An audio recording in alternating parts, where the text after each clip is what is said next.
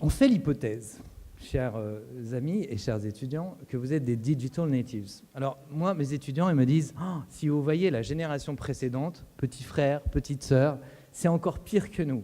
Hein. Donc les digital natives, on ne les a pas encore vraiment vus. Hein. C'est que le début. La deuxième chose, le deuxième constat, c'est qu'un certain nombre de technologies sont utilisées par les consommateurs et en particulier évidemment par les étudiants, avant même que les entreprises ne s'en emparent. Donc ça crée un décalage qui est assez unique, si j'ose dire, dans l'histoire.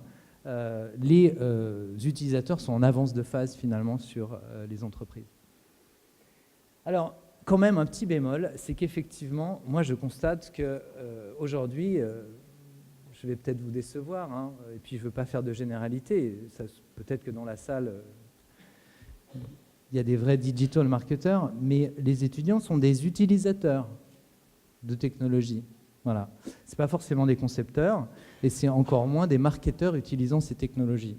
Donc c'est quand même un petit bémol, mais qui est important. Vous voyez, il y a 2-3 jours, j'enseignais le concept d'engagement. Okay. Alors, le concept d'engagement, c'est une mesure de Facebook qui est une combinaison de like, share, comment. Je présume qu'aujourd'hui, vous avez tous fait un like sur quelque chose. D'accord ? Qui, pour autant, maîtrisait le concept d'engagement, savait qu'il était calculé comme ça par Facebook, savait qu'on jouait sur le taux d'engagement comme ci ou comme ça. Là, effectivement, on a un vrai décalage entre la pratique des réseaux sociaux et la compréhension des mécanismes marketing qui sont derrière, sans compter les mécanismes technologiques ou monétaires. Okay ? La plupart des étudiants imaginent que quand une marque dépose un post, tous les fans voient le post. Non, pas du tout. Le reach est de 20 à 25%, et si on veut monter le reach, il faut payer. Donc, voilà. Là, un gros bémol quand même entre l'utilisateur de ces technologies et le marketeur utilisant ces technologies. Alors, effectivement, ça pose un vrai défi parce que les savoirs sont en expansion, en largeur, en profondeur. Et également, autre phénomène, les frontières qu'on a établies entre les disciplines sont de plus en plus floues.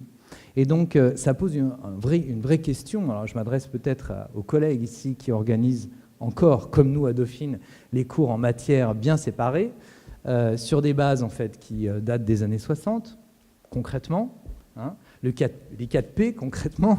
Donc là, ça pose vraiment une question sur l'articulation de ces savoir-faire qui aujourd'hui sont complètement reconfigurés.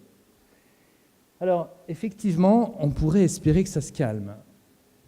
Bon, certains espèrent que ça va se calmer, hein, mais en fait, c'est juste le début, là.